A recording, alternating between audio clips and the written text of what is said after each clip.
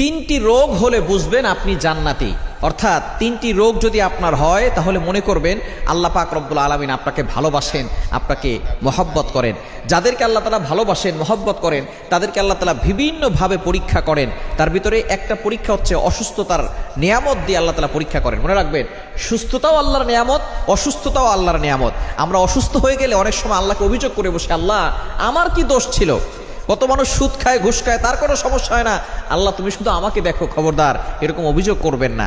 সুতরাং অসুস্থ হলে তিনটি রোগ যদি আপনার হয়, মনে করবেন যে আল্লাহ আপনাকে ভালোবাসে এবং আল্লাহ আপনাকে জান্নাত দিতে চাচ্ছেন। এক নাম্বার হচ্ছে যদি জ্বর হয়। জ্বর ঠান্ডা আমাদের অনেকেরই হয়।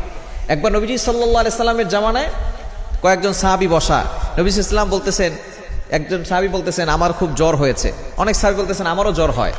এবার নবী সাল্লাল্লাহু আলাইহি ওয়াসাল্লাম বলছেন তোমরা তো আমার অন্তর্ভুক্ত, আমারও তো জ্বর হয়। কিন্তু একজন বলতেছে যে আমার জ্বর হয় না। নবীজি বলতেছেন তাহলে তুমি